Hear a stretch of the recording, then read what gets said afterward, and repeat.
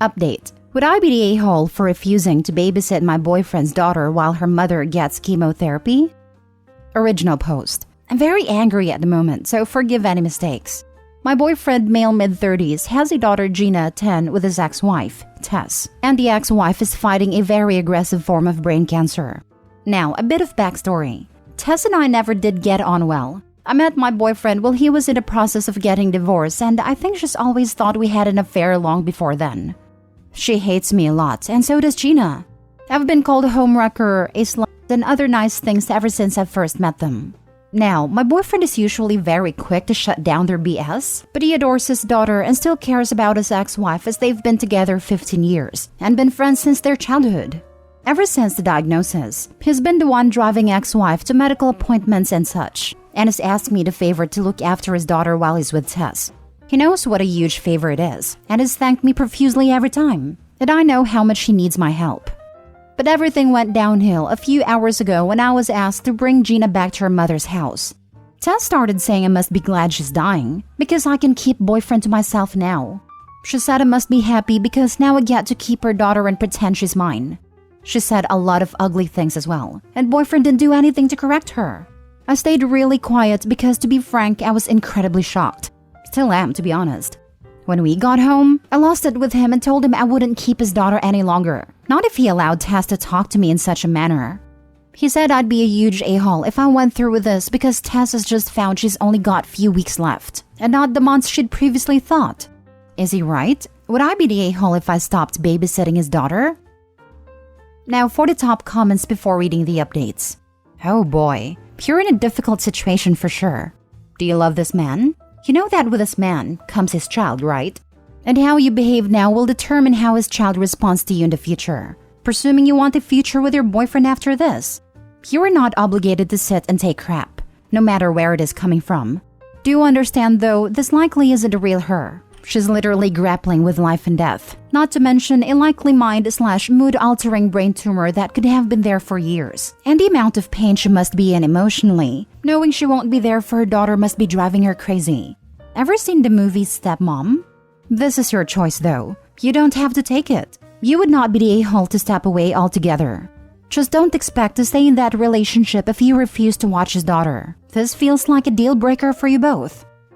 I only want to add that it appears she was disrespectful to Opie before the diagnosis.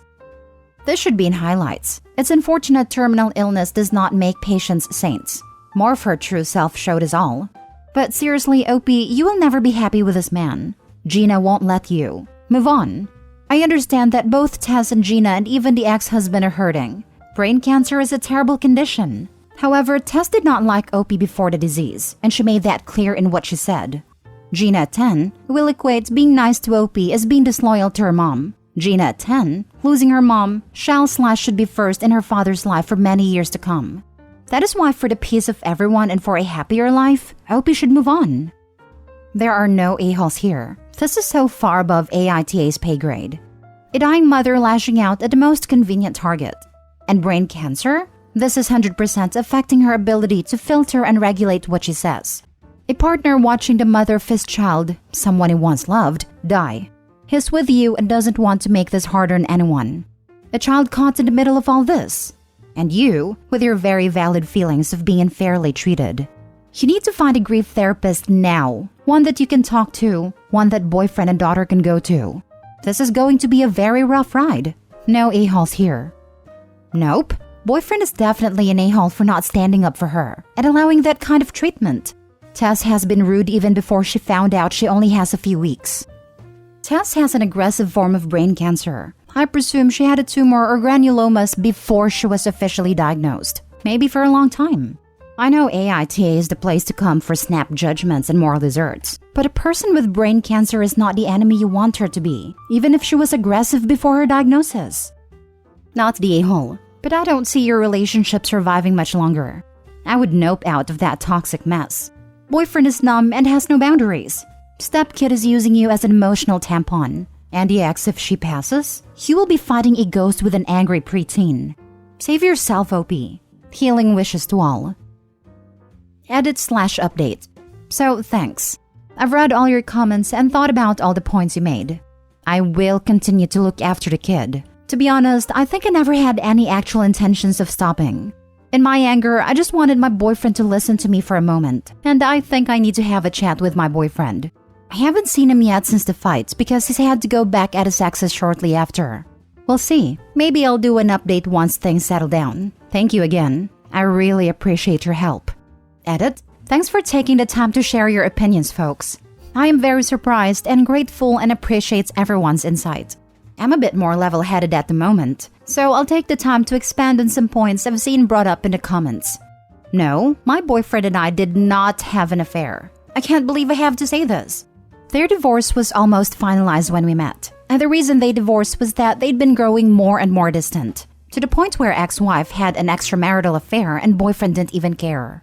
I trust him because he's shown me again and again the truthfulness of his words. His daughter was always going to be part of my life. I knew that since the very beginning. My boyfriend and his daughter have always been very, very close. We sat down a while ago, after ex's diagnosis, and talked it out. There was no doubt his daughter was always coming to live with us after his mother's death. And one thing, I love my boyfriend, and so I care deeply about the people he loves too, which include his daughter. I care for the kid a lot, and have tried and was always going to keep trying to build a relationship with her. It's the daughter who wants nothing, and I repeat, nothing to do with me. I am under no delusions about what our future will be like. The kid has always been my boyfriend's priority, and rightfully so, and I know she's going to need her dad a lot after her mother passes. I also know my boyfriend is going to be grieving heavily, and was ready to support him fully.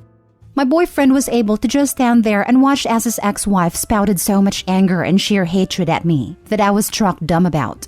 I have never seen anything like it, and he just stood there, watching me in tears as this woman kept yelling and yelling. He didn't do a thing, not even guide me out of the room. It felt much like a betrayal, to be honest, and the fact that he was not even a bit understanding afterwards has made me reconsider pretty much everything. I'm sorry, but I cannot excuse completely ex-wife for her past behavior. Boyfriend says she's always been very headstrong and jealous, and he never found anything weird with her. But her behavior started changing around 6 months ago, and we all started noticing then. Now for the full update. I don't know whether someone even remembers my original post, but I received lots of great advice in the comments, and I figured I owe you guys an update. Lots has happened in the meanwhile, so I'll try to keep it short. First, I sat my boyfriend down for a chat as soon as I saw him again, which was the day following our discussion. He agreed that we needed to talk, and told me he was sorry for calling me an a-hole, that he had been so much in shock that he hardly even remembered the whole fight in the first place. I told him I could understand that, and told him I love him and wanted to be there for him and support him throughout this ordeal. I also added, though, that I would need him to be able to stick up for me in the future, even against his daughter, who would be grieving and in a lot of pain. I told him to think about it and let me know, and also said that I would keep his daughter for as long as he needed me to, independently from his answer. He then asked me to marry him on the spot. No ring or anything, but he was crying and it was very sweet. So now we're engaged and relatively happy. Second, Tess passed away a week later. I followed your suggestion and didn't see her again. Gina is living full-time with us now, and I have what I think are, if not good, then hopeful news. 10 days after her mother's death, she broke down in hysterics because she wanted her mom. It was an incredibly sad moment. She kept yelling insults at me and crying and again yelling at me. I was in tears because seeing a child in that much pain is truly heart-wrenching. So I intervened before my fiancé could say anything, told Gina that I couldn't bear to see her so distressed and that I would go stay with a friend until she felt a bit better, that I loved her and just wanted her to be less sad. She ran to me, hugged me, and begged me to not leave her. We cried together, and I think we might be on the road to healing. That is to say, thank you Reddit folks for your feedback. You're awesome. So happy to read the last paragraph of your update. It's incredibly sad for all of you. And after what Taz put you through, even though she must have been very distressed to be dying, leaving such a young kid without a mother, you're incredibly strong and good to the core to still handle it the way you are. I hope you manage to build a strong relationship with Gina and have a happy marriage. Not to mention that it was brain cancer, which, like memory loss illnesses, affects a person's personality as they degrade and the disease progresses. I feel so bad for them that they may never know if those words were the disease or how she actually felt. Both are awful. In her original post, Opie covers that. She said something along the lines that Tess didn't like her and made it known to her, accusing Opie and her boyfriend, now fiancé, of having an extramarital affair since they hooked up at the tail end of Tess's and the boyfriend's divorce. It wasn't until 6 months before the post that Tess got malicious about it, and it was just a short while later that Tess was diagnosed with a brain tumor. So it appears that Tess always felt that way about Opie. The cancer just exacerbated it. Opie, please check if there's a kid griefs group in your area. It helps many kids to realize they are not alone in this. And if she wants, make sure she has a good picture of her mom in her room. Make sure she knows she can talk of her. And look that she gets enough mementos of her mother. Sometimes women have different thoughts about what they would like to have from their moms than men. Better keep few things more than not enough, if possible. Good luck to all of you.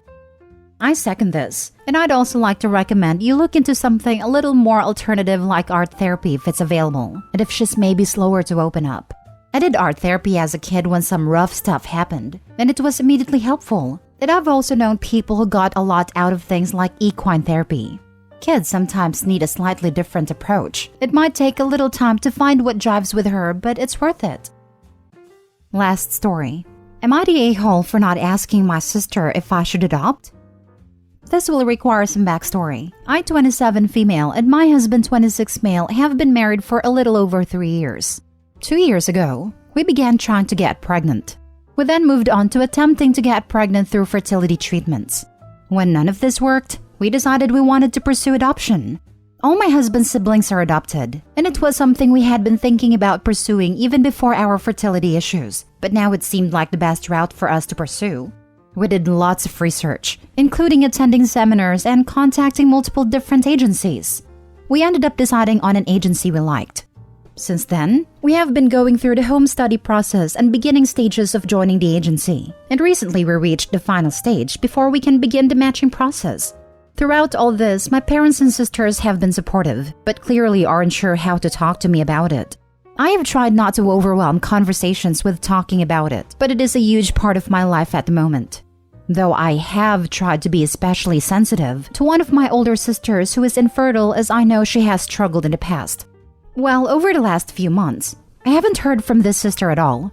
She's known for being hard to get in contact with, so I tried not to read into it too much. But I was aware she was talking to my parents and our other sister. I finally heard from her yesterday when she called me. During the call, she expressed that it is hard to hear about the adoption stuff, which I understand, but then she started telling me that she and my other sister have been frustrated, that they were not asked for their opinions before we started the adoption process. She then proceeded to say we always come to just tell them what we are doing and already have our minds made up, so they feel they can't share their thoughts and things.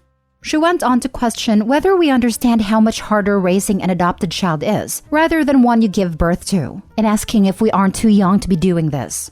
I was honestly shocked to hear all this. I have never had a type of relationship with my sisters where I go to them for advice. So hearing that they don't understand why they weren't part of my decision process made no sense to me. So am I the a-hole for not asking their opinion? Extra context. My sister's husband is adopted and struggles greatly with it. They're considering going through adoption themselves one day though, so to be clear, they are not against adoption. Now for the top comments. As an adopted kid myself, and I almost never see people actually listening to adopted people when this topic comes up, your sisters are absolutely delusional.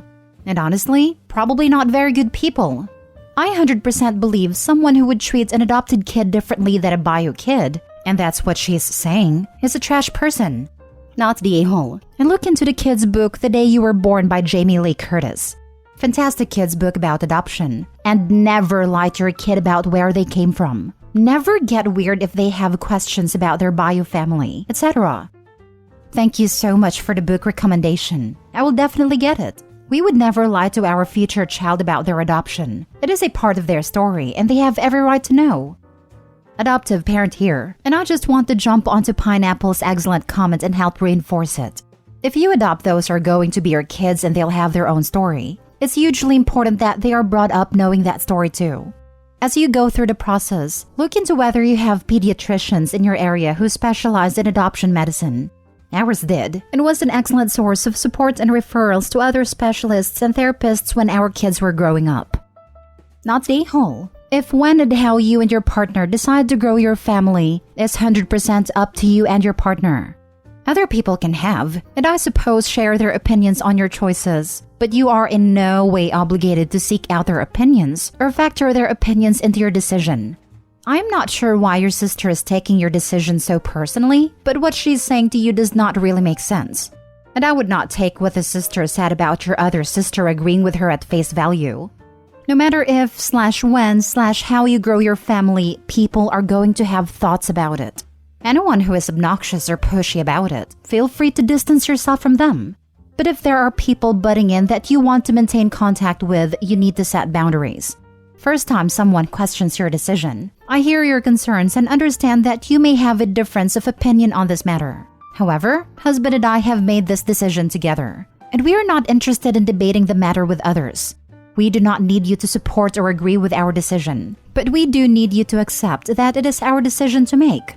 If you don't want to be included in updates as we move forward, we will respect that.